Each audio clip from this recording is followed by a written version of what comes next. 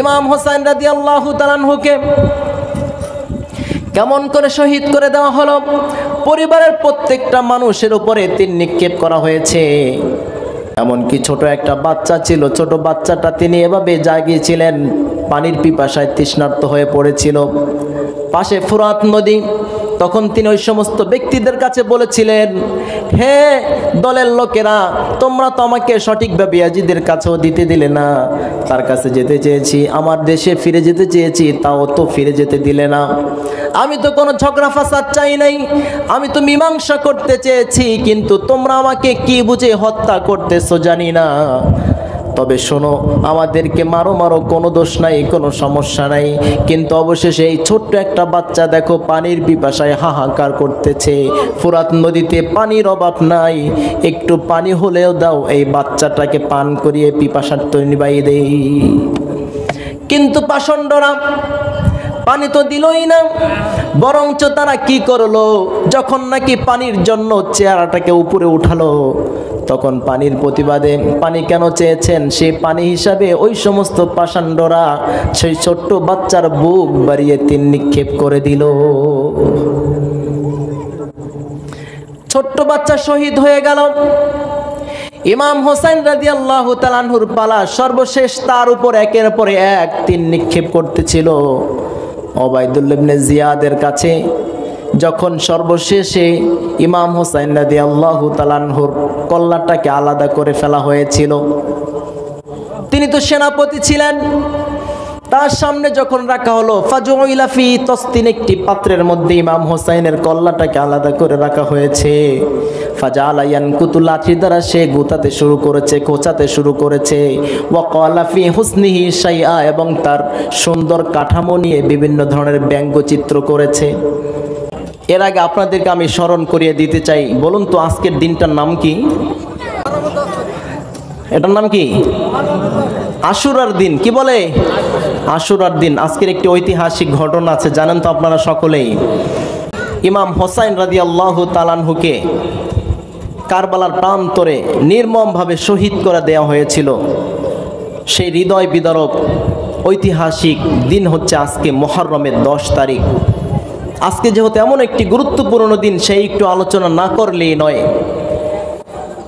ইমাম হোসেন রাদিয়াল্লাহু তাআলা আনহুকে শহীদ করা হয়েছে তিনি সত্যকে প্রতিষ্ঠিত করবার জন্যে, ইসলামী খেলাফাকে প্রতিষ্ঠিত করবার জন্যে শহীদ হয়েছেন, রক্ত দিয়েছেন। আহলে বাইত প্রায় 72, কোনো বর্ণনায় 82 জন আহলে বাইত, নবী করিম সাল্লাল্লাহু আলাইহি ওয়াসাল্লামের পরিবার পরিজনেরা শহীদ হয়েছেন। কেন শহীদ হলেন সেই কাহিনীটাও আমাদের জানার দরকার আছে না নাই? অবশ্যই জানার দরকার আছে। সেই বিষয়টা বুঝতে হলে প্রথমত অবস্থা আমাদের খেলাফা যে ব্যবস্থা আছে, রাষ্ট্র পরিচালনা, নবী করিম সাল্লাল্লাহু আলাইহি ওয়াসাল্লাম যখন মক্কা থেকে মদিনাতে হিজরত করে চলে গিয়েছিলেন, তিনি মক্কায় ছিলেন 13 বছর, নবুয়ত প্রাপ্তির পরে মদিনাতে 10 বছর। এই 10 বছরে তিনি সেখানে যাওয়ার পরে মক্কা বিজয় হয়েছে, দেশের শাসক হয়েছেন, দেশের রাজা হয়েছেন। তিনি দেশকে সুন্দরভাবে 10 বছর পরিচালনা করেছেন। 622 খ্রিস্টাব্দ থেকে নিয়ে 632 খ্রিস্টাব্দ পর্যন্ত নবী মুহাম্মদুর রাসূলুল্লাহ সাল্লাল্লাহু আলাইহি ওয়াসাল্লাম দেশকে পরিচালনা করেছেন। তিনি দেশের রাজা ছিলেন, শাসক ছিলেন।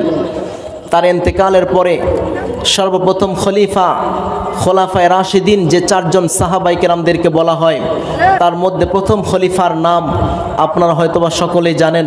যদি একটু আমাকে বলতেন, বলুন তো তার নাম কি?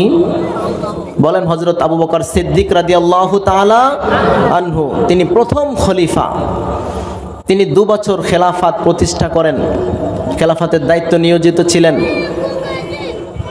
এরপরে তার ইন্তেকালের পরে দ্বিতীয় খলিফা ওমর ফারুক রাদিয়াল্লাহু তাআলা আনহু 10 বছর ইসলামের শাসক ছিলেন, দেশের শাসক ছিলেন, ইসলামী খেলাফা ব্যবস্থাপনাকে আঞ্জাম দেন 644 পর্যন্ত। এরপরে 12 বছর তৃতীয় খলিফা ওসমান ইবনে আফফান রাদিয়াল্লাহু তাআলা আনহু, তিনি 12 বছর 56 পর্যন্ত, 656 খ্রিস্টাব্দ পর্যন্ত দেশের শাসক ছিলেন। এরপরে হযরত আলী রাদিয়াল্লাহু তাআলা আনহু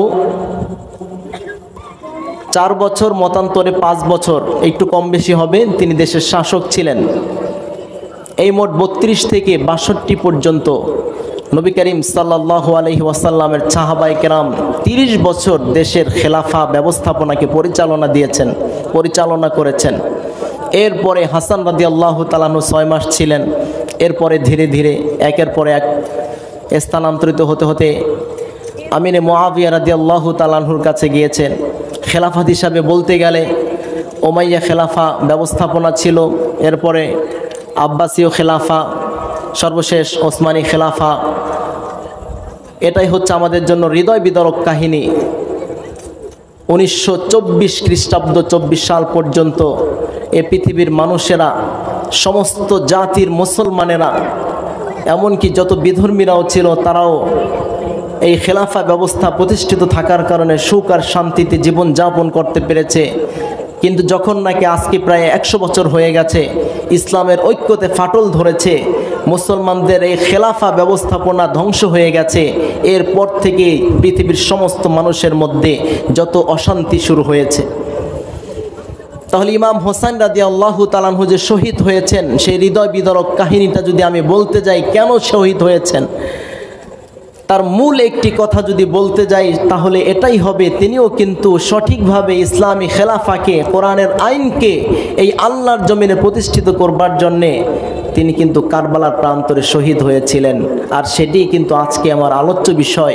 আমাদের কিন্তু জানা দরকার, ইসলামী খেলাফা, ইসলামী শাসন ব্যবস্থা যদি পৃথিবীতে আবারও প্রতিষ্ঠিত হয়, দেশের মানুষ কি পরিমাণ সুখ আর শান্তিতে বসবাস করতে পারবে, এবং আল্লাহ তাআলার কি পরিমাণ আইন, আল্লাহ তাআলার হুকুম আহকাম কতটা সুন্দরভাবে আপনি এবং আমরা পালন করতে পারবো, সেটা অবশ্যই আমাদের জানার প্রয়োজন এবং জানতেও হবে। আর জানার জন্য আমাদের সে খেলাফার ইতিহাসটা খুব ভালো করে বুঝতে হবে, খেলাফার কাহিনীটা, খেলাফাটা কি সেটাও কিন্তু বুঝতে হবে। সেটা না বুঝলে আমরা সেই ফজিলতগুলো বুঝবো না। উপকারিতা কি, খেলাফা প্রতিষ্ঠা হলে আমাদের দেশের জনগণ কি উপকারে আসবে, তাদের উপকার কি পরিমাণ হবে, আর যদি প্রতিষ্ঠিত না হয় তারা কি পরিমাণ ধ্বংসের দিকে যেতে পারে, সবগুলোই কিন্তু এর মধ্যে আলোচিত অবস্থা আছে। চতুর্থ খলিফা ওসমান রাদিয়াল্লাহু তাআলা আনহু যখন শহীদ হয়েছেন 35 হিজরিতে, তার শহীদ হওয়ার পরে এর পিছনে অনেক কাহিনী আমি সংক্ষিপ্ত করে একটু বলবো শুধুমাত্র আপনাদেরকে বোঝাবার জন্যে। তিনি শহীদ হয়েছেন, তার পিছনে মুনাফিকদের চক্রান্ত ছিল। তিনি যখন প্রথমত অবস্থায় খলিফা নিযুক্ত হয়েছেন, তিনি তো আগেই দানবীর ছিলেন। আজও পর্যন্ত আরবের মধ্যে তার নামে ব্যাংকে একটি অ্যাকাউন্ট আছে, তার নাম থেকে বিভিন্ন দেশে, দরিদ্র দেশগুলোতে ট্যাক্স পাঠানো হয়, জাকাত দেওয়া হয়, দান করা হয়। এত বিশাল একজন ধনী ব্যক্তি ছিলেন ওমরে ফারুক রাদিয়াল্লাহু, ওসমান গনি রাদিয়াল্লাহু তাআলা আনহু। তো তিনি তো আগেই দান করতেন, তিনি যখন খলিফা হলেন তিনি তখনও দানবীরতা অর্থাৎ তার দানশীলতা আরও বৃদ্ধি করে দিলেন। এখন ওই মদিনার মধ্যে মুনাফিক আব্দুল্লাহ ইবনে সাবা বিভিন্ন জায়গাতে সমালোচনা শুরু করে দিল বিভিন্ন গভর্নরদের কাছে, যে ওসমান সরকারি কোষাগার থেকে বিভিন্ন রাষ্ট্রে দান সৎকা করে, বিভিন্ন জায়গাতে টাকা দেয়, সরকারি কোষাগার বাইতুল মাল থেকে সে অনেক ধরনের দুর্নীতি করে, এগুলোর বিচার হওয়া উচিত, তাকে দায়িত্ব থেকে বরখাস্ত করা উচিত। এভাবে বিভিন্ন গভর্নরদেরকে মিশরে, বসরায়, দামেস্কে, সব জায়গাতে সবাইকে, সবার কানে কানে বিভিন্ন ধরনের চক্রান্ত করতে লাগলো। আব্দুল্লাহ ইবনে সাবা নামটা মনে রাখবেন। যখন বলতে লাগলো, বলতে বলতে তাদের সবাইকে পাকাপোক্ত করে ফেলেছে। এরপরে একবার তারা চক্রান্ত করলো ওসমানকে হত্যাই করে ফেলতে হবে, সকলেই তার বিরুদ্ধাচরণ শুরু করেছে। এখন হত্যা করার জন্য একবার চক্রান্ত করলো। যখন সমস্ত সাহাবায়ে কেরাম মদিনা থেকে মক্কায় হজ করার জন্য গেলেন, আম্মা জান আয়েশা রাদিয়াল্লাহু তাআলা আনহাও গেলেন, অন্যান্য বড় বড় সাহাবী সকলে চলে গেলেন, মদিনা একদম খালি হয়ে গেছে। সেই মুহূর্তে তারা ওসমান গনি রাদিয়াল্লাহু তাআলা আনহুর বাড়িকে ঘেরাও দিলেন, তাকে হত্যা করলেন একটি সময়। সে আলোচনাটাও অনেক দীর্ঘ। তাকে শহীদ করে দিলেন। শহীদ যখন হয়ে গিয়েছেন, চতুর্থ খলিফা কে হবেন সেটা নিয়ে আবার দেশের মধ্যে এক ধরনের স্বৈরাচারী শুরু হয়েছে। মুনাফিকেরা বিভিন্ন ধরনের চক্রান্ত করছে। আবার সাহাবাই কেরাম আলী রাদিয়াল্লাহু তাআলা আনহুকে খলিফা হিসাবে নিযুক্ত করলেন, কোন কোন সাহাবা তাকে মানছেন না। আম্মা জান আয়েশা সিদ্দিকা রাদিয়াল্লাহু তাআলা আনহা সহ এবং দামেস্কের গভর্নর মুআবিয়া রাদিয়াল্লাহু তাআলা আনহু সহ আরও বড় বড় অনেক সাহাবাই কেরাম তারা বললেন যে না, আগেই আমরা খলিফা নিযুক্ত করতে পারি না, আগে আমাদের ওসমান হত্যার বিচার করতে হবে। আলী রাদিয়াল্লাহু তাআলা আনহুর সঙ্গে এটা নিয়ে কথাবার্তা শুরু হয়ে গেল, বাকবিতণ্ডা শুরু হলো। আলী রাদিয়াল্লাহু তাআলা আনহু বললেন তাদের বিচার অবশ্যই করা হবে, আগে তোমরা সবাই আমার কাছে বায়াত গ্রহণ করো। সকল সাহাবী বায়াত গ্রহণ করতে বাধ্য হলেন না। ওইভাবে মুনাফিক সর্দাররা, মুনাফিকেরাও তো বিভিন্ন ধরনের চক্রান্ত শুরুই করেছে। অবশেষে যাই হোক, মুআবিয়া রাদিয়াল্লাহু তাআলা আনহু সহ আম্মা জান আয়েশা সিদ্দিকা রাদিয়াল্লাহু তাআলা আনহা সহ তারা চিন্তা করলেন যে তারা আর মদিনাতে আসবেন না, হজ শেষ করে তারা কুফাতে চলে যাবেন। আলী রাদিয়াল্লাহু তাআলা আনহু খলিফা নিযুক্ত হওয়ার পরে তিনি কুফাতে অবস্থান করছিলেন, খেলাফতের সমস্ত কার্যকারিতা কুফায় নিয়ে গিয়েছিলেন, যদি আগে মদিনার মধ্যে ছিল। কথাগুলো খুব ভালো করে আপনাদেরকে বুঝতে হবে, কাটা কাটা কথা, তারপরও স্মরণ রাখতে হবে, স্মরণ রাখতে পারবেন ইনশাআল্লাহ। তো আলী রাদিয়াল্লাহু তাআলা আনহু যখন কুফাতে গেলেন, একটি টাইম সর্বশেষ সংক্ষিপ্তভাবে আপনাদেরকে বলছি, আম্মা জান আয়েশার সঙ্গে মুআবিয়া রাদিয়াল্লাহু তাআলা আনহুর সঙ্গে তাদের চুক্তি হলো যে ঠিক আছে, আগামীকালকে আমরা আগে ওসমান হত্যার বিচার নিয়ে কথা বলবো, বিচার করা হবে যারা হত্যা করেছে, তারপরে আমরা বায়াত নিয়ে কাজ করব, আমাদের কাছে বা আমার কাছে তোমরা এরপরে বায়াত গ্রহণ করবে। এরই মাঝে জঙ্গে জামাল, জঙ্গে সিফফিন দুটি ঘটনা যে ঘটেছে আমরা সকলেই জানি। এটা কিন্তু তখনই ঘটেছিল আম্মা জান আয়েশা সিদ্দিকা রাদিয়াল্লাহু তাআলা আনহা যখন উটনির উপর আরোহণ করে সে গুফার কাছাকাছি অবস্থান করছিলেন।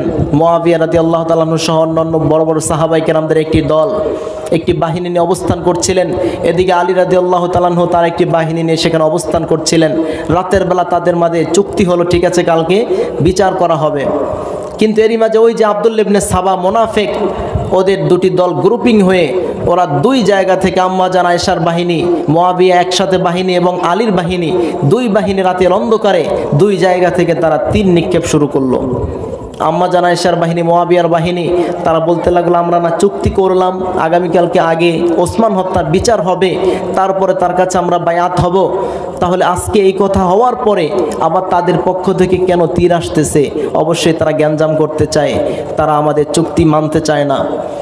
হযরত আলী রাদিয়াল্লাহু তাআলা আনহুর গ্রুপে যখন দেখলো যে আমরা তাদের সঙ্গে চুক্তি করলাম আজকে আগামীকালকে আগে বিচার করব, তাদের কথা তো আমরা মেনে নিয়েছি, আবার কেন ওপাশ থেকে তীর আসতেছে? অবশ্যই তারা একটি বিশৃঙ্খলা সৃষ্টি করতে চায়, তারা বুঝে আমাদের চুক্তিকে গ্রহণ করছে না। দুপাশ থেকে যখন মুনাফিকেরা তীর নিক্ষেপ শুরু করলো, বলুন তো দুপাশ থেকে যখন অজানা ব্যক্তি তীর নিক্ষেপ করে, আমি মনে করব আপনাকে শত্রু, আপনি মনে করবেন আমাকে শত্রু, কথা ঠিক কিনা? এখন কি হবে পরবর্তী ধাপ বলেন, সেটা ইতিহাস। কেউ বসে থাকবে? এবার দুই গ্রুপ থেকে শুরু হলো তীর নিক্ষেপ করা, সেটাই ইতিহাসের পাতায় স্বর্ণাক্ষরে লিপিবদ্ধ হয়ে গেল জঙ্গে জামাল। এরপরে ও বছরে একটু পরে আগে সামনে আগে জঙ্গে সিফফিন। কোন কোন বর্ণনা আছে প্রায় 90,000 মুসলমান পরস্পরে যুদ্ধ করে শহীদ হয়েছেন। সুবহানাল্লাহ তো বলে ফেললেন। মুসলমানদের পরস্পরে হত্যা, এটা ভালো কাজ, ভালো কাজ। এটা করেছে কারা? ওই মুনাফিকের বাচ্চা, মুনাফিকের দলেরা সব সময় চায় মুসলমানদেরকে পরস্পরে ফাটল ধরিয়ে দিতে, যাতে করে মুসলমানেরা পরস্পরে মারামারি কাটাকাটির মধ্যেই থাকুক। সব সময় ওরা এটা চায়, ওরা কোনো মুসলমানদের ভালো চায় না। এই মুনাফিকেরা শুরু হয়েছে আদম আলাইহিস সালাতু ওয়াস সালাম থেকে নিয়ে আজ পর্যন্ত প্রত্যেকটা জমানায় মুনাফিকেরা ছিল। আর এই মুনাফিকেরা ইসলামের যে পরিমাণ কঠিন কঠিন বড় বড় ক্ষতি করেছে, কাফের মুশরিক ইহুদিরা পর্যন্ত ইসলামের মধ্যে সেই পরিমাণ ক্ষতি করতে পারে নাই। বলুন কথা ঠিক কিনা? এরা হচ্ছে মুনাফিক। আমার কাছে এসে বলে তোমার দল করি। নবীজির দরবারে যখন আসতো সাহাবায়ে কেরামদের কাছে আসতো, হ্যাঁ হ্যাঁ আপনাদের দল করি, আল্লাহকে মানি, রসুলকে মানি, সব কিছু করি। আবার যখন কাফেরদের কাছে যেত, আরে আমরা তো একটু দুষ্টমি করছি, আমরা তো তোমাদের সাথেই আছি, আমরা তো ওদেরকে ধোঁকা দিচ্ছি। এই প্রতারক গাদ্দার হচ্ছে এই মুনাফিক। অবশেষে দুই গ্রুপ হয়ে গেল, অনেক সাহাবায়ে কেরাম শহীদ হয়ে গেলেন। আলী রাদিয়াল্লাহু তাআলা আনহু এভাবে যেতে যেতে প্রায় 4 বছর তিনি খেলাফা প্রতিষ্ঠা করবার পরে 4 বছর পরে তাকে শহীদ করে দেওয়া হলো। এটা অনেক পরবর্তী ধাপ। পরবর্তী ধাপ হলো যখন অবশেষে মুআবিয়া রাদিয়াল্লাহু তাআলা আনহুর সঙ্গে চুক্তি হয়েছে, তাকে মেনে নিয়েছে, ঐক্যবদ্ধভাবে তারা দেশ চালাবে, এই কথা যখন তাদের সঙ্গে স্পষ্টভাবে আলোচনা হয়েছে, এখন ওই ইহুদি চক্রান্ত, ওই মুনাফিকেরা ওরা বলতে লাগলো, আমরা তো আলীকে কুফাতে আসতে বলেছি, কুফায় এসেছে, এখন আমাদের কথা বলবে, আমাদের সাথে চলবে। এ তো দেখা যায় মুআবিয়ার সঙ্গে হাত মিলাইছে, কারণ ওরা তো চায় যে পরস্পরে কোনো মুসলমানদের মধ্যে মিল ঐক্য না থাকুক। এখন দেখে মুআবিয়া দামেস্কের গভর্নর, তার সঙ্গে হাত মিলে ঐক্যবদ্ধ হয়ে তারা রাষ্ট্র চালনা শুরু করছে। এটা তো খারাপ জিনিস দেখা যায়। এটা বলে তারা বলে আলী কাফের হয়ে গেছে। ওখান থেকে একটি দল বের হয়ে যায়, এরাই হচ্ছে খারেজি। এই খারেজিরা কাফের বলে আলী রাদিয়াল্লাহু তাআলা আনহুকে। তারা তখন ইসলামকে ত্যাগ করে বের হয়ে যায়। এই খারেজিরা আলী রাদিয়াল্লাহু তাআলা আনহুর পরম দুশমন হয়ে যায়। এই খারেজিরা এখান থেকে আসে শিয়া, যারা কুফায় আলী রাদিয়াল্লাহু তাআলা আনহুকে ডেকে নিয়েছিলেন যে এখানে আসেন, আপনাকে আমরা জান প্রাণ দিয়ে সাহায্য করব। ইমাম হোসাইনকে ওই কুফাবাসীরা, ওই শিয়ারা, নামদারি শিয়া বর্তমানে যারা আছে ইরানে, বাংলাদেশেও কিছু শিয়া আছে কম, তারা হোসাইন রাদিয়াল্লাহু তাআলা আনহুকে ডেকে নিয়েছিল, ভালোবাসার কথা বলে চিঠি পাঠিয়েছিল, আপনি কুফাতে আসেন, আমরা ইয়াজিদকে মানব না, আমরা আপনাকেই দেশের খলিফা হিসেবে মানতে চাই। পরবর্তী ধাপ, যাই হোক, এভাবে যখন হাত মিলাইছে, এবার দেশের মধ্যে 3 জন বড় বড় প্রতিনিধি ছিল। মিশরের মধ্যে আমর ইবনুল আস রাদিয়াল্লাহু তাআলা আনহু, দামেস্কের মধ্যে মুআবিয়া রাদিয়াল্লাহু তাআলা আনহু এবং কুফার মধ্যে আলী রাদিয়াল্লাহু তাআলা আনহু। এবার এই মুনাফিকেরা চক্রান্ত করলো 3 জনকে একবারে শেষ করে দিবে। একদিন তারা সকলে পরামর্শ করে চিন্তা করলো, 3 জন তো ফজরের নামাজ পড়তে মসজিদে যায়, এই মসজিদে যাওয়া অবস্থায় তাদের 3 জনকে হত্যা করে ফেলা হবে। 3 জনকে হত্যার জন্য তারা চক্রান্ত করে মানুষ ফিট করে দিল। মিশরের গভর্নর আমর ইবনুল আস রাদিয়াল্লাহু তাআলা আনহু তিনি অসুস্থ থাকায় তিনি তখন যেতে পারলেন না। তিনি তার খাদেমকে ফজরের নামাজ পড়ানোর জন্য মসজিদে পাঠিয়েছেন। প্রতিমধ্যে ওই ডাকাত দল, চক্রান্তকারী দল তাকে মিশরের গভর্নর আমর ইবনুল আস ভেবে তাকে হত্যা করে ফেলেছে। খাদেম শহীদ হয়ে গেল। দামেস্কের মধ্যে মুআবিয়া রাদিয়াল্লাহু তাআলা আনহু তিনি যখন যাচ্ছিলেন, তিনি বুঝতে পেরেছিলেন যে আমাকে নিয়ে চক্রান্ত হচ্ছে। তিনি তখন তাদের সঙ্গে লড়াই করলেন, জখম হয়েছেন, আঘাত পেয়েছেন, তারপরে আল্লাহ তাআলা তাকে বাঁচিয়ে রেখেছেন, তিনি বেঁচে গেলেন। এদিকে আলী রাদিয়াল্লাহু তাআলা আনহু তিনিও যখন মসজিদে যাচ্ছিলেন, প্রতিমধ্যে তিনি শত্রুদের আঘাতে শহীদ হয়ে গিয়েছেন, তিনি আর বাঁচতে পারলেন না। একই দিনে, একই মুহূর্তে 3 জন সেনাপতিকে, 3 জন গভর্নরকে এই মুনাফিক চক্রান্তকারীরা একই সঙ্গে হত্যা করতে চেয়েছে। একজন হত্যা হয়ে গিয়েছে, শহীদ হয়ে গিয়েছে, একজন আর খাদেম শহীদ হয়েছে, আর একজন বেঁচে গিয়েছে। এই যে চতুর্থ খলিফা আলী রাদিয়াল্লাহু তাআলা আনহু 40 হিজরিতে শহীদ হয়ে গেলেন। আগে তো ওসমান হত্যার সময় বিশাল এক বিশৃঙ্খলা সৃষ্টি হয়েছিল মুসলমানদের পরস্পরে খেলাফা নিয়ে, এখন ইসলামের শাসক কে হবেন। এরপরে চতুর্থ খলিফা যখন ইন্তেকাল করলেন, শহীদ হলেন, এখন তো বিশৃঙ্খলা আবারও বেড়ে গেছে। এখন পরবর্তী ধাপে খলিফা কে হবেন। হাসান রাদিয়াল্লাহু তাআলা আনহু 6 মাস ছিলেন। এরপরে ইমাম হোসাইন রাদিয়াল্লাহু তাআলা আনহু এ ব্যাপারে আলোচনা করেছিলেন। যাই হোক, দীর্ঘ সময় অতিক্রম করে অবশেষে মুআবিয়া রাদিয়াল্লাহু তাআলা আনহু দেশের সেনাপতি, দেশের শাসক হিসেবে নির্বাচিত হলেন, দেশের খলিফা হিসেবে নির্বাচিত হলেন। দামেস্কের মধ্যে মুআবিয়া রাদিয়াল্লাহু তাআলা আনহু তিনি 20 বছর 41 থেকে নিয়ে 60 খ্রিস্টাব্দ পর্যন্ত খুব সুন্দরভাবে, 60 হিজরি পর্যন্ত খুব ভালোভাবে তিনি দেশকে পরিচালনা করেছেন। এবং তার পরিচালনাধীন অবস্থায় এই কাবুল পর্যন্ত, করাচি পর্যন্ত, আমেরিকা, এশিয়া পর্যন্ত সব জায়গাতে ইসলাম বিস্তার করেছে।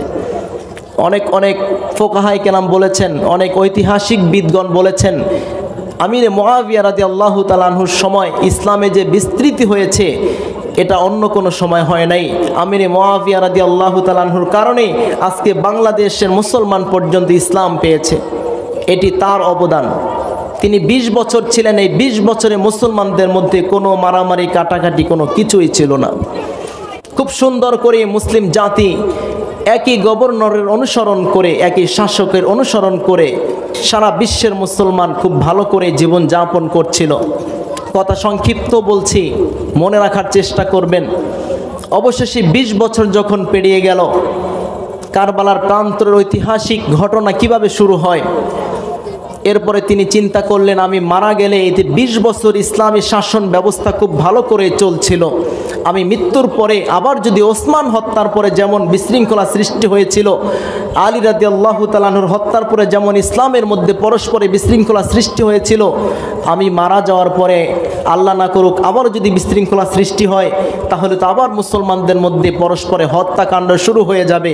তাই আমি যদি আমার জীবদ্দশায় আমি কাউকে খলিফা হিসেবে নির্বাচিত করে যাই, তাহলেই তো বোধহয় সেটাই উত্তম হবে। তাই তিনি পরামর্শ করলেন বিভিন্ন সাহাবায়ে কেরামদের সঙ্গে, আম্মা জান আয়েশার সঙ্গেও মক্কাতে গিয়ে মদিনাতে গিয়ে তাদের সঙ্গে পরামর্শ করেছেন। অবশেষে নোমান ইবনে বাশির সহ অনেক সাহাবায়ে কেরাম পরামর্শ দিয়েছেন, ঠিক আছে তাহলে আপনি তো সুন্দর কথাই বলেছেন, আপনি মারা যাওয়ার পরে আপনি আপনার ছেলেকে খলিফা হিসাবে নির্বাচন করে যান। তার ছেলের নাম হচ্ছে ইয়াজিদ, নামটা মনে রাখবেন। ইয়াজিদ, তাকে খলিফা হিসেবে নির্বাচন করা হলো। এখন সমস্ত সাহাবায়ে কেরাম তাকে মানছে না। তিনি মৃত্যুবরণ করলেন, মারা গেলেন। এবার শুরু হলো আবার সেই গ্যাঞ্জাম, আবার সেই বিশৃঙ্খলা। এখন অনেক সাহাবায়ে কেরাম ইয়াজিদকে মানতেছে না। আব্দুল্লাহ ইবনে জুবাইর রাদিয়াল্লাহু তাআলা আনহু, আব্দুল্লাহ ইবনে আব্বাস, আব্দুল্লাহ ইবনে ওমর রাদিয়াল্লাহু তাআলা আনহু, আব্দুর রহমান ইবনে আবি বকর আর ইমাম হোসেন রাদিয়াল্লাহু তাআলা, এই 5 জন সবচেয়ে বেশি বিরুদ্ধাচরণ করেছেন যে ইয়াজিদ তো একজন তাবি, সে তো সাহাবী না। বর্তমান সময়ে অনেক বড় বড় সাহাবায়ে কেরামের জীবদ্দশায় তারাই না খলিফা হবে, ইয়াজিদ কেন দেশের খলিফা হবে? তারা কেউ মানতে চাইলেন না। এটা নিয়ে অনেক বাড়াবাড়ি শুরু হলো। অবশেষে তার মৃত্যু যখন হলো, মুআবিয়া রাদিয়াল্লাহু তাআলা আনহুর যখন ইয়াজিদ খেলাফতের দাবি নিয়ে বসে গেল মসনদের মধ্যে, তখন আব্দুর রহমান ইবনে আবি বকরের আগে ইন্তেকাল করেছেন। আব্দুল্লাহ ইবনে আব্বাস, আব্দুল্লাহ ইবনে ওমর তার কাছে বায়াত গ্রহণ করেছেন। আব্দুল্লাহ ইবনে জুবাইর এবং ইমাম হোসেন রাদিয়াল্লাহু তাআলা আনহু বায়াত গ্রহণ করেন নাই। কেন করেন নাই? তার অনেক কারণ আছে। অবশেষে এই ঘটনা যখন সামনে পেরিয়ে গেল, দিন দিন যেতে যেতে এমন একটা সময় এসে গেল,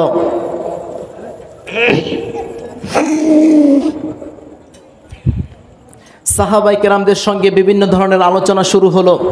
মুআবিয়া রাদিয়াল্লাহু তাআলা আনহু মৃত্যুর আগে ছেলেকে ওসিয়াত করেছিলেন, হে বেটা, তুমি কিন্তু মনে রাখবে এ কথা, তোমার এই জমানায় কিন্তু অনেক বড় বড় সাহাবী বেঁচে আছেন। তুমি যদি পরবর্তী খেলাফা দাবি করো, খলিফা হও, কোনো সাহাবায়ে কেরামদেরকে তোমার উপরে বায়াত গ্রহণ করার জন্য চাপাচাপি করবে না, তাদেরকে যথাযথ সম্মান শ্রদ্ধা করবে। কিন্তু তিনি প্রথমেই মসনদে বসেই সমস্ত গভর্নরদের কাছে, বড় বড় সাহাবায়ে কেরামদের কাছে চিঠি পাঠালেন, আমি এখন খলিফা নিযুক্ত হয়েছি, সবাই আমার কাছে বায়াত গ্রহণ করেন। যদি কেউ বিরুদ্ধাচরণ করতে চান তাহলে কিন্তু সামনের অবস্থা খারাপ হবে। এটা বলে সকলকে সংবাদ পাঠিয়ে দিলেন। অনেক সাহাবায়ে কেরাম বায়াত গ্রহণ করেছেন, অনেকেই বায়াত গ্রহণ করেন নাই। এভাবে যখন তার কাছে বায়াত গ্রহণ করলেন না, সে অবস্থাতেই ইমাম হোসেন রাদিয়াল্লাহু তাআলা আনহু যখন মদিনাতে ছিলেন, ইয়াজিদ তো দামেস্কের মধ্যে খলিফা নিযুক্ত হয়ে বসে আছেন। বসে থাকার পরে এখন কুফাবাসীরা, ওই যে গাদ্দার গণেরা, তারা ইমাম হোসাইনকে চিঠি পাঠালো, ইমাম হোসাইন আপনি কুফাতে চলে আসেন, আপনার কাছে আমরা বায়াত গ্রহণ করব। আমরা ইয়াজিদকে মানি না, আমাদের কুফাবাসী কোনো মানুষই ইয়াজিদকে মানে না, আমরা আপনার কাছে বায়াত গ্রহণ করব। ইমাম হোসাইন চিন্তা করলেন, কথা তো ঠিকই, ইয়াজিদকে যদি কেউ না মানে, তাহলে আমাকে যদি ওরা খলিফা নিযুক্ত করতে চায় তাহলে তো ভালো কথা, সমস্যা কি? একজন খলিফা থাকাই তো বেশি, দুইজন খলিফা তো একই রাষ্ট্রের মধ্যে একই দেশে থাকতে পারে না।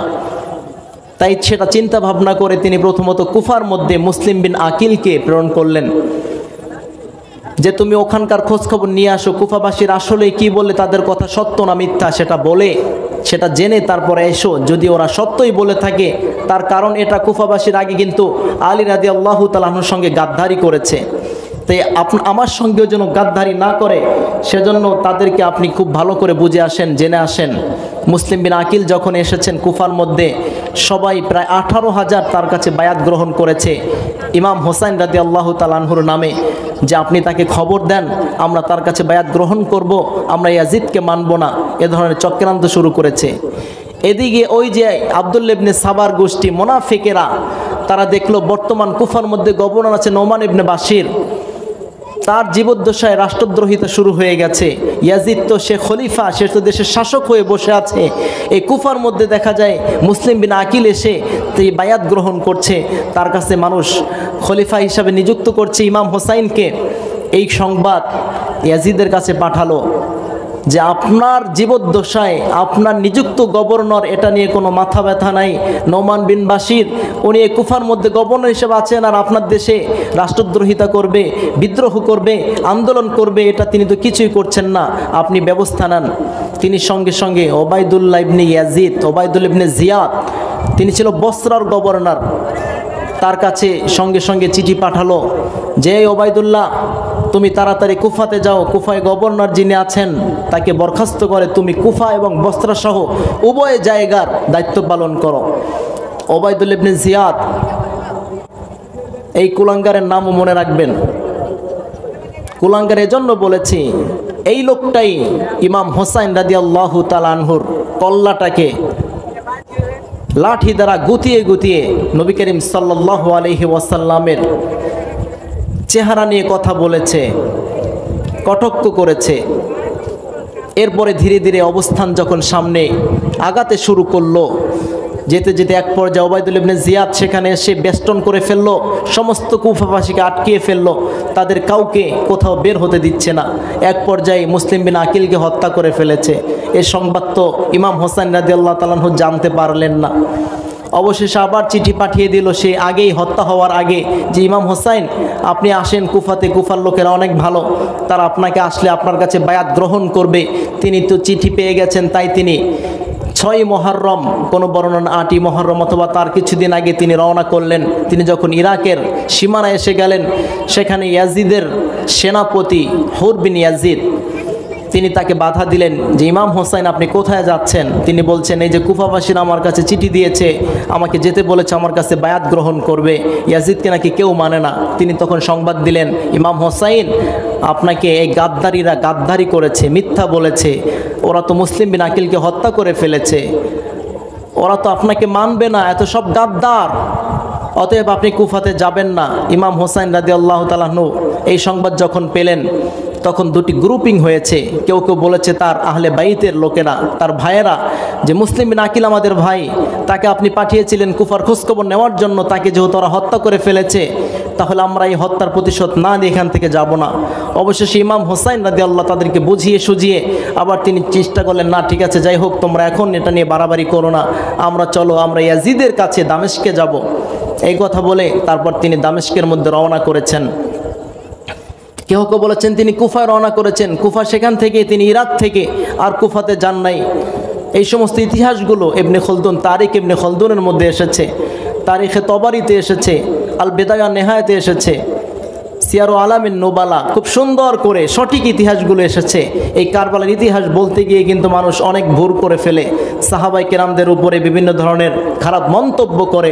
ইমাম মুআবিয়া রাদিয়াল্লাহু তাআলা আনহুকে নিয়ে অনেক মানুষ অনেক কথা বলে, খবরদার তাদেরকে নিয়ে কোনো কথা বলা যাবে না। ইয়াজিদকে নিয়ে আলোচনা করা যায়, তাকে ফাসিক বলা যায়, তাকে গুনাহগার বলা যায়, তার উপরে লানত করা যায়, কিন্তু ইমাম মুআবিয়া রাদিয়াল্লাহু তাআলা আনহুকে নিয়ে নয়। যাই হোক, ইমাম হোসাইন রাদিয়াল্লাহু তাআলা আনহু যখন ইয়াজিদের সঙ্গে দেখা করার জন্য রওনা করলেন, আর সেটা কিভাবে রওনা করেছেন, সকল থেকেই যখন সিরিয়া থেকে দামেস্ক, কুফা বিভিন্ন জায়গাতে যেতে চেয়েছিলেন, কুফাতে যাওয়া হলো না, এরপরে তিনি দামেস্কের মধ্যে রওনা করলেন।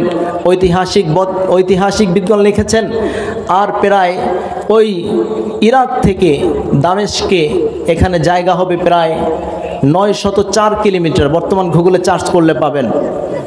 আর ইয়াজিদ দে ইমাম হোসাইনকে হত্যা করার ব্যাপারে কোনো প্রবঞ্চনা দেন নাই, কোনো আদেশ করেন নাই, সেটা তার জ্বলন্ত প্রমাণ। ওবায়দুল্লাহ ইবনে জিয়াদের নেতৃত্বে ইমাম হোসাইনকে হত্যা করা হয়েছে। যাই হোক, অবশেষে যখন সেখান থেকে বিদায় নিয়ে চলে গেলেন, এই সংবাদ ওবায়দুল্লাহ ইবনে জিয়াদ জানতে পেরেছে। তিনি সঙ্গে সঙ্গে আবার তার সেনাপতিকে খবর পাঠালেন, ইমাম হোসাইনকে পথে আটকাও। ওমর বিন সাদকে পাঠালেন, ইমাম হোসাইন যাচ্ছে দামেস্কে, তাকে আটকিয়ে দাও। ইমাম হোসাইন রাদিয়াল্লাহু তাআলা আনহুকে ওই কারবালার প্রান্তরে যখন কাছাকাছি চলে এসেছিলেন, তিনি যখন দামেস্কে যাচ্ছিলেন, তখন তাকে পথিমধ্যে অ্যাটাক করা হলো। বলা হলো, আপনি কোথায় যাচ্ছেন? বলছেন, আমি ইয়াজিদের সঙ্গে দেখা করব। কারণ ইয়াজিদ যেহেতু খলিফা দাবি করেছে, আমি ওই দিক থেকে খলিফা দাবি করেছি। আমরা মারামারি কাটাকাটি চাই না, আমরা চাই পরস্পরে আলোচনা করে যে কোনো একজন খলিফা হোক, সে বিষয়ে আমরা তার সঙ্গে সন্ধি করব। যেহেতু কুফাবাসীরা আমার সাথে গাদ্দারি করেছে, ওরা বলেছে ইয়াজিদকে কেউ মানে না, আমি তো দেখতেছি ইয়াজিদকে অনেক মানুষে মানতেছে, তাহলে সমস্যা কি? তাহলে আমিও তার কাছে বায়াত হব। তারিখ ইবনে খলদুনের 5 নম্বর খণ্ডে 135 নম্বর পৃষ্ঠা এই কথাগুলো আছে, বায়াত শব্দের উল্লেখ আছে, আমি তার কাছে বায়াত হব, সেই কথাটা বলেছে ইমাম হোসাইন রাদিয়াল্লাহু তাআলা আনহু। তিনি চাচ্ছিলেন যাতে করে পরস্পর মুসলমানদের মধ্যে হত্যাকাণ্ড না হোক, মারামারি এই সমস্ত বিষয় না হোক, এটা চেয়েই তিনি সমাধান করার জন্য যেতে চেয়েছিলেন। কিন্তু তখন আবার শিমার বিন জুলজাওশান তিনি বললেন যে ওবায়দুল ইবনে জিয়াদকে তার কাছে খবর পাঠানো হলো যে আপনার কাছে, আপনার কাবুতে এসেছে ইমাম হোসাইন, এখন যদি তাকে হত্যা করতে পারেন তাহলে আপনার প্রমোশন বাড়বে, ইয়াজিদের পক্ষ থেকে তো আপনি সেনাপতি। তখন তিনি তাকে আর যেতে দিলেন না। কারবালার প্রান্তরে ওবায়দুল ইবনে জিয়াদের বাহিনী একত্রিত করা হলো এবং এদিকে ইমাম হোসাইন রাদিয়াল্লাহু তাআলা আনহুর বাহিনীও সেখানে সমবেত হলো। চেয়েছিলেন যেতে, 3টি কথা বলেছিলেন, হয়তো আমাকে আমার জায়গাতে ফিরে যেতে দাও, অথবা ইয়াজিদের কাছে যেতে দাও, অথবা আমাকে ইসলামিক কোনো জায়গাতে যেতে দাও যেখানে গিয়ে আমি আমার মতো করে থাকবো। 3টি কথার কোনোটি তারা মানে নাই। অবশেষে তারা যখন 9 মুহররম হলো, সেখানে সমবেত হলো কারবালার প্রান্তরে। অবশেষে 10ই মুহররম সকালবেলা হৃদয় বিদারক কাহিনী ঘটে যায়। যখন তিনি যেয়েছিলেন, বাড়াবাড়ি শুরু হয়ে গেল। ওবায়দুল ইবনে জিয়াদের বাহিনী, শিমার বিন জুলজাওশানের বাহিনী, এই সমস্ত বেয়াদবেরা তারা বিভিন্ন ধরনের বাহিনী গ্রহণ করে তারা ইমাম হোসাইন রাদিয়াল্লাহু তাআলা আনহুর বাহিনীর উপরে তীর নিক্ষেপ শুরু করলো। সেখান থেকে ঐতিহাসিক ঘটনা, ইমাম হোসাইন রাদিয়াল্লাহু তাআলা আনহু চেয়েছিলেন সত্যের জয় ঘটাতে। তিনি চেয়েছিলেন খেলাফা ব্যবস্থার মধ্যে যে সমস্যাগুলো আছে এই সমস্যাগুলোর সমাধান করতে। কিন্তু এই সমস্ত পাষণ্ডরা ইমাম হোসাইনকে দামেস্কের মধ্যে ইয়াজিদের কাছে যেতে দেয়নি। তারা সেখানেই তার উপরে নির্মমভাবে হত্যাকাণ্ড শুরু করে। আমার মুসলমান বন্ধুগণ, ইমাম হোসাইন রাদিয়াল্লাহু তাআলা আনহু তিনি চেয়েছিলেন সমবেত করতে, তাদের সঙ্গে মিল মহব্বত কায়েম করতে, যাতে করে দেশের মধ্যে সমস্ত মুসলমানেরা ঐক্যবদ্ধ হয়ে যায়। কিন্তু ওবায়দুল ইবনে জিয়াদের বাহিনী এবং শিমার এই সমস্ত ব্যক্তিবর্গরা তারা হাজার হাজার বাহিনী নিয়ে, সেখানে কোনো বর্ণনা আছে 20,000 লোককে একত্রিত করেছে। করার পরে ইমাম হোসাইন আহলে বাইতের উপরে তারা আক্রমণ চালিয়েছে, নবীর বংশের উপরে। ইমাম হোসাইন রাদিয়াল্লাহু তাআলা আনহুকে নবীজি কি পরিমাণ ভালোবাসতেন, কি পরিমাণ মোহাব্বত করতেন। বুখারী শরীফের মধ্যে 3747 নম্বর হাদিসের মধ্যে এসেছে, عن أسامة بن زيد رضي الله تعالى عنه عن النبي صلى الله عليه وسلم قال أنه كان يأخذه والحسن فقال اللهم إني أحبهما فأحبهما। ইমাম হোসেন রাদিয়াল্লাহু তাআলা আনহুকে, ইমাম হাসানকে নবীজি কি পরিমাণ ভালোবাসতেন। নবীজি ঘোড়া হয়ে যেতেন, তারা পিঠের উপরে লাফাতো। আরে কেমন মানুষ! দোজাহানের বাদশাহ নবী তার নাতিদেরকে, কলিজার টুকরা নাতিদেরকে কি পরিমাণ আদর করতেন, ভালোবাসতেন। যখন তারা যেভাবে চাইতো সেভাবে তার সঙ্গে দুষ্টামি করত, কখনো দাড়ি ধরে টানাটানি করত, কখনো পিঠের উপরে লাফ দিয়ে উঠে যেত। নবীজি ঘোড়া হয়ে যেতেন, ইমাম হাসান হোসাইন পিঠের উপরে উঠে লাফাতো আর বলতো, এভাবে থাপড়াতো, বলতো ঘোড়া, নানা ভাই ঘোড়া চলো, ঘোড়া চলো। এত আদরের নাতি শহীদ হয়ে যাবে এই সংবাদটা আগেই কিন্তু এসেছিল। একবার জিবরাইল আলাইহিস সালাতু ওয়াস সালাম নবীজির কাছে রক্তমাখা কিছু মাটি এনে নবীজির হাতে যখন দিয়েছিলেন, নবীজি বলেছিলেন, আয় রে, এই রক্তমাখা মাটি থেকে তো আমার নাতি হোসাইন রাদিয়াল্লাহু তাআলা আনহুর রক্তের গন্ধ পাচ্ছি। তখন তিনি সংবাদ দিয়েছিলেন, ইয়া রাসূলুল্লাহ, এমন একটা সময় আসবে মুসলমানদের ঐক্যকে ঠিক করবার জন্যে ইমাম হোসাইন রাদিয়াল্লাহু তাআলা আনহুকে পাষণ্ডরা কারবালার প্রান্তরে শহীদ করে দিবে। আমার মুসলমান ভাইয়েরা রক্ত কেন দিয়েছিলেন? সত্যের জয় ঘটানোর জন্য। তাই ইমাম হোসাইন রাদিয়াল্লাহু তাআলা আনহুর প্রত্যেকটা পরিবারের উপরে হত্যাকাণ্ড চালানো হয়েছে। অপর হাদিসের মধ্যে বুখারী শরীফের বর্ণনা 3748 নম্বর হাদিসের মধ্যে এসেছে কিভাবে হোসাইন রাদিয়াল্লাহু তাআলা আনহুকে হত্যা করেছে।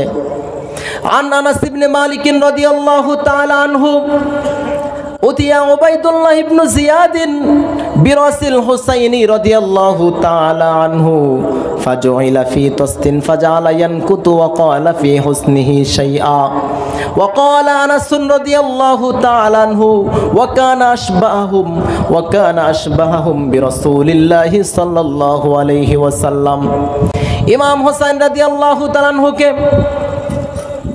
কেমন করে শহীদ করে দেওয়া হলো?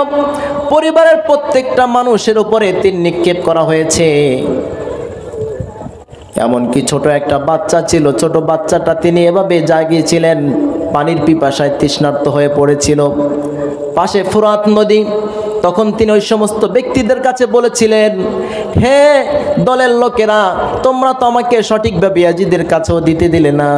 তার কাছে যেতে চেয়েছি, আমার দেশে ফিরে যেতে চেয়েছি, তাও তো ফিরে যেতে দিলে না।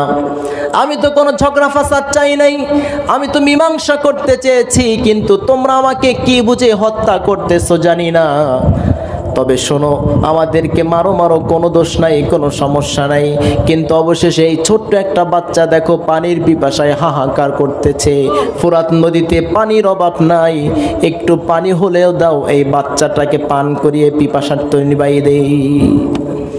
কিন্তু পাষণ্ডরা পানি তো দিলই না, বরঞ্চ তারা কি করলো, যখন নাকি পানির জন্য চেহারাটাকে উপরে উঠালো, তখন পানির প্রতিবাদে পানি কেন চেয়েছেন সে পানি হিসাবে ওই সমস্ত পাষণ্ডরা সেই ছোট্ট বাচ্চার বুক বাড়িয়ে তীর নিক্ষেপ করে দিল। ছোট্ট বাচ্চা শহীদ হয়ে গেল। ইমাম হোসেন রাদিয়াল্লাহু তাআলা আনহুর পালা সর্বশেষ, তার উপর একের পর এক তীর নিক্ষেপ করতেছিল। উবাইদুল্লাহ ইবনে জিয়াদের কাছে যখন সর্বশেষে ইমাম হোসেন রাদিয়াল্লাহু তাআলা আনহুর কল্লাটাকে আলাদা করে ফেলা হয়েছিল, তিনি তো সেনাপতি ছিলেন, তার সামনে যখন রাখা হলো, ফাজুইলা ফি তাসতিন, একটি পাত্রের মধ্যে ইমাম হোসেনের কল্লাটাকে আলাদা করে রাখা হয়েছে। ফাজালা ইয়ানকুতু, লাঠি দ্বারা সে গোতাতে শুরু করেছে, কোচাতে শুরু করেছে। ওয়া ক্বালা ফি হুসনিহি শাইআ, এবং তার সুন্দর কাঠামো নিয়ে বিভিন্ন ধরনের ব্যঙ্গচিত্র করেছে। এমনকি হাদিসের মধ্যে নবী করিম সাল্লাল্লাহু আলাইহি ওয়াসাল্লাম বলেছেন, ওয়া কানা আশবাহুম বিরাসূলিল্লাহি সাল্লাল্লাহু আলাইহি ওয়াসাল্লাম। আনাস ইবনে মালিক রওয়ায়াত করেছেন যে নবীজির চেহারার সঙ্গে সাদৃশ্যপূর্ণ চেহারা ছিল ইমাম হোসেন রাদিয়াল্লাহু তাআলা আনহুর। এই চেহারাটাকে ব্যঙ্গচিত্র করে বলতেছে, তোমরা আমাদেরকে প্রতিশোধ নিতে চেয়েছো না? আমার মুসলমান ভাইয়েরা, সেই ঐতিহাসিক হৃদয় বিদারক কাহিনী, ইমাম হোসাইনকে ওরা শহীদ করে দিয়েছে। এরপর আসে ইয়াজিদের পালা। ইয়াজিদের কাছে যখন সংবাদ পাঠানো হলো, মুআবিয়ার সন্তান ইয়াজিদ, যিনি দামেস্কের মধ্যে ইসলামের খলিফা দাবি করে বসেছেন, এই সংবাদ শোনার পরে ইয়াজিদ কোনো প্রতিবাদ করলেন না। উবাইদুল্লাহ ইবনে জিয়াদ সহ এই সমস্ত অপরাধীদের কোনো বিচার করলেন না। এজন্য আমরা ইয়াজিদকে অপরাধী বলি, যদিও আগে সাহাবাই কেরাম তার অপরাধ সম্পর্কে জানতেন না। যখন তার কাছে বায়াত গ্রহণ করেছিলেন, তাকে অনেক সাহাবাই কেরামে খলিফা মেনে নিয়েছিলেন। যখন তিনি খলাফতের মসনদে বসেছেন, তখন থেকে তার দুর্নীতি শুরু হয়েছে।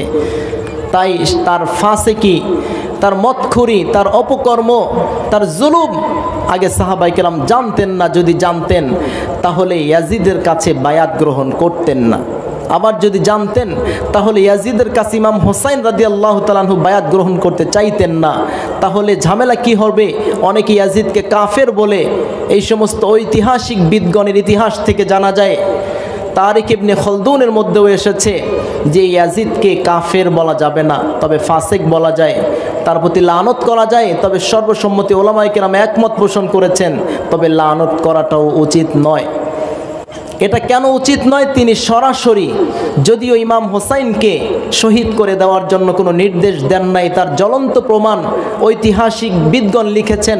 ইরাক থেকে যখন তিনি দামেস্কে যেতে চেয়েছিলেন ইয়াজিদের সঙ্গে দেখা করার জন্য, ইরাক থেকে দামেস্কে যাওয়া অথবা দামেস্ক থেকে কুফার মধ্যে কোনো সংবাদ আসা, আবার সেখানে পৌঁছা, এতে করে কমপক্ষে 18 দিনের সময় লাগে। কুফা থেকে দামেস্ক যদি একজন ব্যক্তি যেতে চায় তাহলে কমপক্ষে, বর্তমান সময় না, সেই সময় ঘোড়ায় চড়ে 9 দিন সময় লাগতো। প্রতিদিন যদি 100 কিলোমিটার যেতে হয়, কারণ তার জায়গার পরিমাপ ছিল 904 কিলোমিটার। তাহলে কুফা থেকে এই সংবাদটা পৌঁছবে দামেস্কে ইয়াজিদের কাছে যে এখানে ইমাম হোসাইন এসেছে, আপনার কাছে যেতে চায়। আর ইয়াজিদ সেখান থেকে তাকে হত্যার নির্দেশ দেবে। সেই হত্যার নির্দেশ আসতে একজন ব্যক্তি যদি দামেস্কে যায়, সেখানে তার কমপক্ষে 9 দিন সময় লাগবে। আবার সেখান থেকে সংবাদটা এখানে নিয়ে আসতে আরও 9 দিন সময় লাগবে। তাহলে কমপক্ষে 18 দিন সময় লেগে যায়। আর ইমাম হোসাইন তো মদিনা থেকে রওনাই করেছেন। কোন কোন রেওয়ায়েতে আছে, বর্ণনা আছে 6 মুহররম অথবা 8 মুহররম।